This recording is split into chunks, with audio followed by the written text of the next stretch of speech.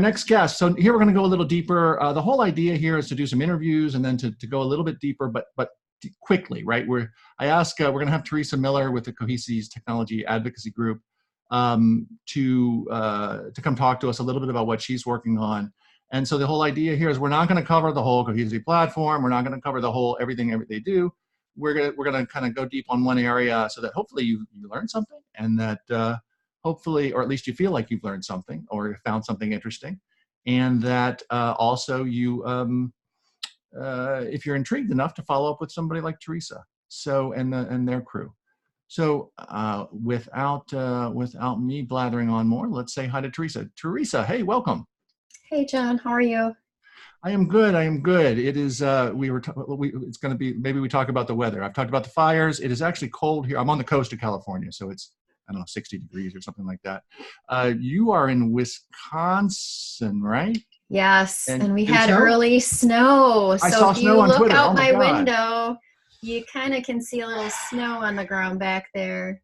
Now, do you start salting and plowing and shoveling, or is it going to go away today? No, it didn't even stick to the ground. It actually is quite beautiful because it stuck to all the tree branches just enough to add like that magical look. Yeah, when you're warm and inside and the snow is coming down, that's really nice. Yeah, and it's always pretty the first time, and then I'm done. Until it gets slushy and dirty. I'm done. Nasty, yeah. We're I think a future trip to some snowy areas is in our future. So us Californians are discussing how we're going to deal with that. Yeah.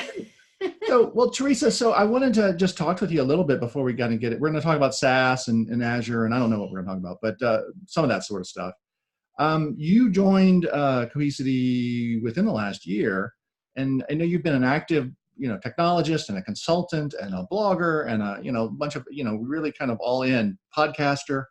And so one, I'm just kind of curious, how has the year been going? How's life on the vendor side? I guess there's a fair amount of travel, but I think that you were doing that anyway. And so first of all, just kind of how's that going? I'll just leave it at that. How's it going? How's it going? Yeah. I'm a professional interviewer. Yeah. It's been a really good year. I'm coming up on a year. I started the week of Thanksgiving last year. So, but it's been good. I still can do much of the community stuff that I've always done. I still have my website, 24/7 IT Connection, and but diving into all the community or the Cohesity stuff has been fantastic as well. So It was what I was looking for in my next job. It's a nice balance for me. I'm enjoying it. Yeah, it's you go deep in one stack, but you get to see on the inside of a lot of customers, which is interesting. I mean, me on the consulting side, right? That's interesting for me too, as I'm in a lot of different companies, and you get to see a lot of ways things are run.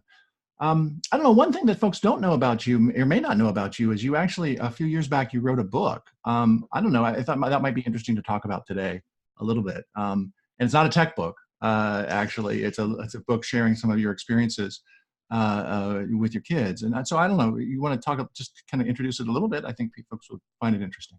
Yeah, we can just briefly talk about it. So I like the reaction when I tell people I didn't write a tech book. I think people are, at least they kind of like, whoa. About 13 years ago at this point, one of my kids was born very, very sick. And I kept a journal, and what I did just a few years ago, like you said, is I turned it into a book, because what I find is that people go through tough times and they don't talk about it, and I think talking about it actually is a healthy release. But the other piece to it is there can be happiness on the other side. And that was really the other thing that was important to me to share, because 13 years later, I do have, thankfully, a happy story, and there's a means to an end. And so, I'm just hoping that those that do pick it up and read it, it's available on Amazon, Barnes and Noble, as well as the Apple. You can get it in paper or digital. um, that was my goal for it, right? You're not alone in what you're going through, regardless of the situation. My story is totally different. So yeah, we all have our own and stories, and I think when we're on social media, you expose part of yourself, hopefully mm-hmm. some genuine parts of yourself, but certainly not all of yourself. And that, we now, I think it's fairly well recognized that Instagram, life is not real life. And, right. the kids are smiling in the picture and the dinner is lovely, but you don't see the kitchen and the burnt part and the screaming kids or whatever. So right. we all, I think I'm glad that in the tech community, we're talking about things like burnout, which and things like that, which you guys we did a little work with you guys at Cohesity, but it is challenging. What's the name of the book if folks want to search for it? Yeah, it's called Save a Heart, and I do find that if you go out to like Amazon or Barnes and Noble, you do have to put my name in when you search for it. So it's just Save a Heart and then Theresa Miller, and it should take you right there. Yeah, it's also, that's also very vulnerable, right? To put your story out there. And so right. Thanks for sharing. I know it's a generational thing. It's a personality thing. I don't know. The more, I don't struggle with that, but I can, how much of my life do I share? How much of all of our lives do we share? Do you overshare? Do people, how much do people want to hear? So, but, it also, it can't, you end up talking about tech most of your, trips. So there's not one or the other, I suppose. Yeah. Well, I think it's a good balance. Well, we're about to kind of jump into, so again, thank you. I think, again, I don't know, there's a longer conversation here to be had about the tech culture and the tech industry and the various cultures that have grown up. You actually have a foot in a couple camps, right? You are, I don't know, are you still an MVP? You were an MVP at one point. I'm a Microsoft MVP on the Office servers and services side. I'm a Citrix CTP and I'm a VMware vExpert. So I'm all three. You have a foot in a lot of canoes. And so, I don't know, it's been interesting. Do you any particular observations? Are you going to be, are you going to Ignite this next week or right? I am. I have 3 sessions, 45-minute long. And 2 of them are MVP sessions. So I'm actually really honored because I've submitted several years in a row. And this year they selected 2 of mine. And I'm very excited about that. It really is an honor just because I know what it takes to get there. It's not easy. So if VMware-ish folks are on listening to this and they're interested in becoming an MVP, and they work with Microsoft technologies, I don't know, is there any particular advice you have for them, or any that's a little different than what they might be familiar with the vExperts? Yes, absolutely. So one, I would recommend having a Microsoft MVP, like a conversation, maybe even just a slight mentoring conversation. The process does involve being recommended. You have to be referred into the program. It used to not be that way, but they did change it this year. So referral based. And my advice would be to be active. I find that keeping a regular cadence in what you do, whether that's writing and sharing knowledge, podcasting, speaking at events, make sure you're doing it on a routine basis. And that will really go a long way for the program.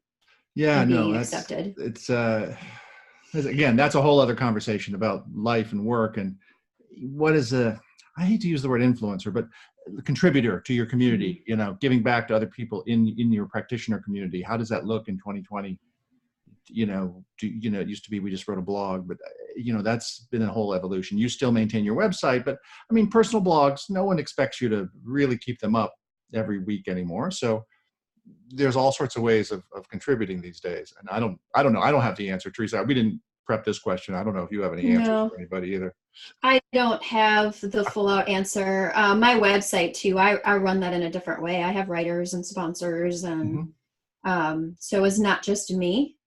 But I just find for balance, it's best, and I think it's well received to pace yourself and just keep up with it in a way that it's not stressful. Like you don't want to come down to the last couple months and then find that you've done nothing and then try to cram a bunch in right toward the end. It just I think a consistent approach not only helps you keep balance, but it creates the right level of involvement. How does a Twitter joke go? I feel attacked right now. Anyway, the cool. So, I mean, but I think that's true. I think all that's very, very true. And that's the challenge. And I'm surprised more people don't gather together in groups like you've done and have kind of a multiple writers. And that makes it a little like little mini publications. It makes it easy. But, yeah. Well, so Theresa, you're, and I'm blathering on here, but you're part of a backup company. But not really. So I don't know. Let's try to segue into some slides, or you talk a little bit about SaaS. That's kind of the last couple of years has been a new concept for me of being able to protect your data in different SaaS applications. And I have all my data in Google's crap or Office, and if I screw it up, it's gone. So, but I'm a small company. So I don't know. I'll just throw it over to you a little bit. Maybe we can segue into the slides. Sounds good. Yeah, I can pull up my slides. And while I'm doing that, let me share my desktop. I actually decided to focus on Office 365 because if we actually talked full stack Cohesity, you and I would be here for a while. Yep. Yeah, no, so just, yeah. I'm happy to be here, but I also don't want to overstay my welcome. Yeah. So, yeah, and so working for a backup company too, I know a lot of people are like, oh, backups aren't that exciting, but I actually think it's a really exciting time to be part of a backup company, because if you look at modern backup and the term data protection is used a lot, it's not just backups and recovery, it's archiving, it's disaster recovery.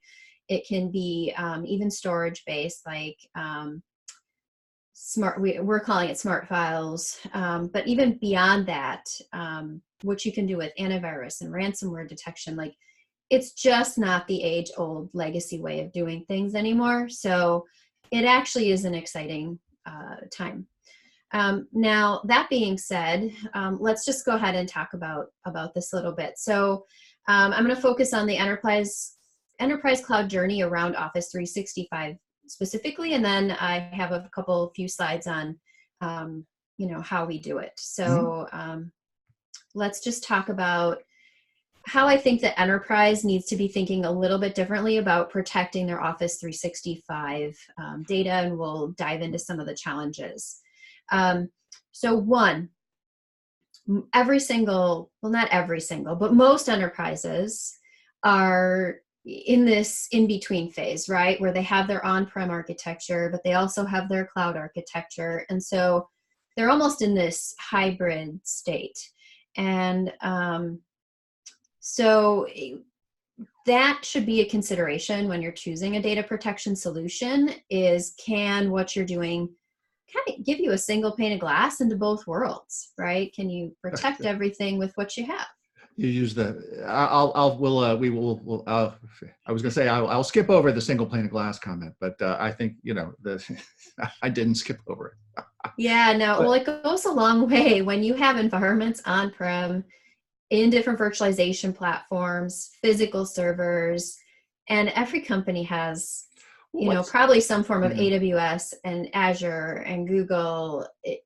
They have data everywhere. So chasing down the different platforms can be a challenge. Yeah, do actual IT people, obviously, if it's on premises, people back it up, people protect it.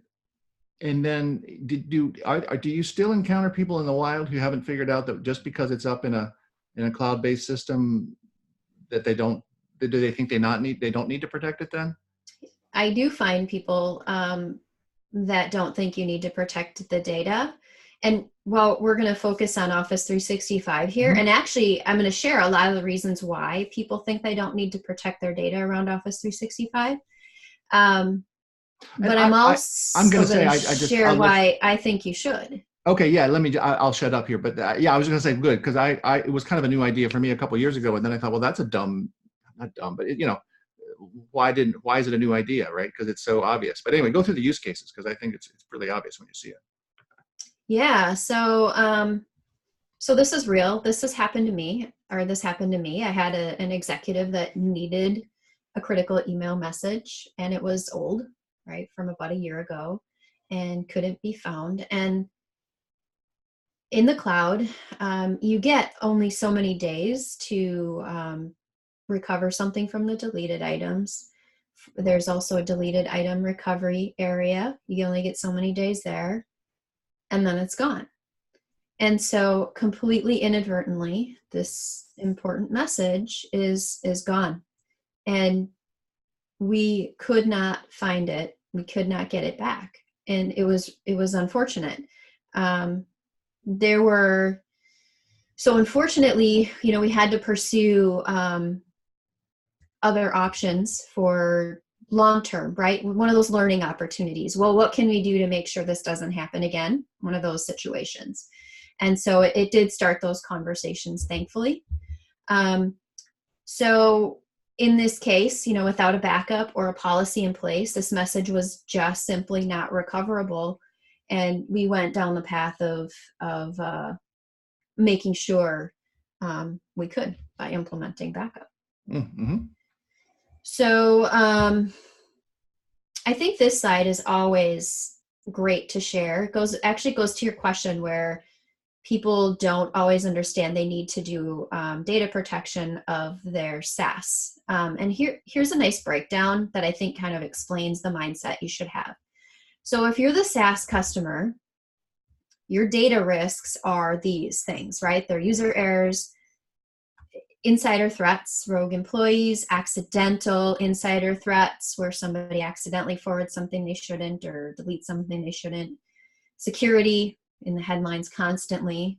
Our data is constantly a risk for these security issues, and even how you use the application. Like if you take Exchange Online, for example, and Outlook, we as the company decide how the users might use that application, right? Can they forward outside the company, auto forward? How do they do meeting requests, et cetera? That you define the usage. So the SaaS provider really in the end is in charge of the platform issues. So with Office 365, you'll never manage the server. They will. So if there's an infrastructure failure, Microsoft is going to manage that. Same with the backend application. So if there's a web server down for access to your Outlook web app, they're going to manage that. And then any disasters that happen to their data centers, they're responsible for. So there's no guarantee from the SaaS provider that your data is going to be there just by looking at it this way. I think it provides that clarity. So data protection really is twofold. It does fall on the customer and the SaaS provider. It's both.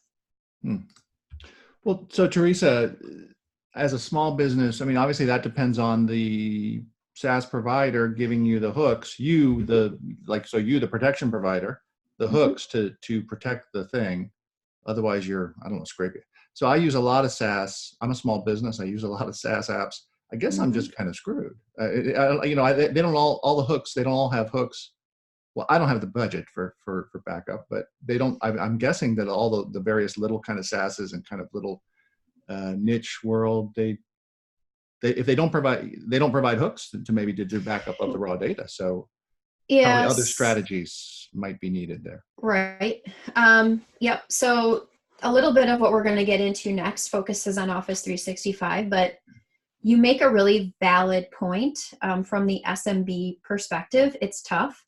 I've done a lot of research on this lately, and Gartner put out a statistic that small businesses that have data loss of any kind because there wasn't protection can often, unfortunately, put themselves out of business. Not often right away, but it's very, very common, and it's a pretty high percentage within about a year. Now, hooks. You should definitely look for your hooks. You know, with the website that I run, I mean, I'm in the same situation, right? I may not buy a backup product. It depends. But I look for the hooks. So let's talk about Office 365. Yeah, and yeah, definitely. Your Office 365. At least the good news is I have some peace of mind, right? Because it is a suite, and it is a solution, and it is Microsoft has all these built-in stuff here.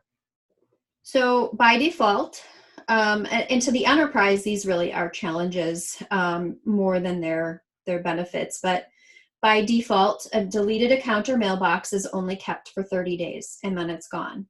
And a lot of enterprises want to keep that longer. So without a backup, they can't. The deleted item recovery is essentially the second stage, like recycle bin for email. Also, max is 30 days, and you have to change it. It's by default 14. So if you don't change that and you fat finger delete something, you're stuck at 14. If you change it, it can be 30. But again, a lot of enterprises, I know those that I worked in, we typically went out as far as 90 days because users don't realize when they fat finger deleted something. Or like in the case of the C-level where, they didn't even realize it for a year, backup would have really been one of the only ways. Now, the next two options could have actually also helped in the situation that I described. Office 365 does have litigation hold, which will put all the contents of a mailbox on hold, and you can do that indefinitely. So that can actually hold the data around for a long time. And like I said, indefinitely. So that can be helpful. And the other one is retention policy. But again, you have to know to go do this. Retention policy can also help email be retained as long as you like. And it can potentially be forever. So a lot of times enterprises try to use these things, but what they don't get control over then is the recovery time, or even sometimes even the recovery point can be impacted. Recovery time specifically, I'm not going to read each of these. I have actually, it's 10 full steps to go in and create a case once you have a hold in place. And then after the 10 steps, you have a PST file. It's not even back in your mailbox yet. So imagine an enterprise that has a major data email disaster that has to do this for every employee. It isn't typically a big challenge from a recovery time objective perspective, because it could take weeks to recover, again, depending on the size of the organization. So on the Cohesity side, real quick, I like to share this slide just because I know from the admin side, I like to know who I'm talking to. So we were founded in 2013 by Mohit Aaron. He was a co-founder of Nutanix and also lead on the Google File System. We have an experienced team from some pretty fantastic companies. Our growth has been pretty off the charts, and we have many top tier investors, and we just keep winning awards. So very exciting times at Cohesity. So our goals really for your cloud journey are to be able to, we talked about this a little bit in the beginning, right? Allow you to have one platform for universal protection no matter where your data is. And we were, the code was written recently, so we're cloud native. You don't need, we're using the native hooks. It's not bolt on. So it's pretty well set from that perspective. And then I just have, I think, one or two more slides. So essentially, right now we can do Exchange Online and OneDrive, and we expect to continue to grow in the product suite. And it's pretty awesome to see. I actually should have demoed this, although I know we had limited time. But the recovery abilities with OneDrive and Exchange Online are fast. I mean, seconds to get stuff back. I've restored an online, like my mailbox with the Exchange Online tool live. I can still be in it and restore the data and overwrite it to whatever point in time I want, which is also a nice benefit. You don't have to coordinate downtimes for upgrades, etc. What's the granularity of the restores? Can I do I restore them by mailbox? Can I restore a file or do a whole account, or what's the? So you would do either whole mailbox. You can do that over the top of the live one, or you can redirect it. So I could say, John, you could restore my mailbox as like a subfolder into yours if you wanted. Maybe I left the organization and you needed access to my email. And then that way you don't have to manage another mailbox. That's another option. And then the third option is file level. Or, I'm sorry, not file level, message level. So those are the exchange options. And then from a OneDrive perspective, we can do a full OneDrive site. So if you have your own OneDrive site, we can restore that. Or we can do folder level or file level. So lots of versatility and flexibility. And ransomware is another one we didn't talk about a lot, but ransomware attacks files. And when you think about OneDrive and having a mass attack on OneDrives, again, the recovery time could be weeks if you're, or maybe even not at all, if you're relying on just the native options. So, and then this is just a summary slide of our suite overall, just talking about how we're cloud built, we're efficient, one platform, no matter where your data. And I think that's a pretty good summary of what we offer. I'm not gonna read this slide. Nice. So you see a lot of people, are people choosing to back up to on-premises versus Azure?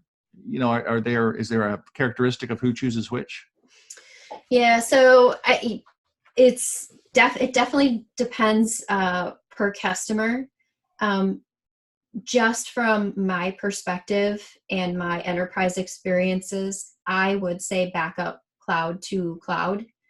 But we do have customers that really just want that insurance policy, and they may take their on-prem and still back up their cloud data to on-prem.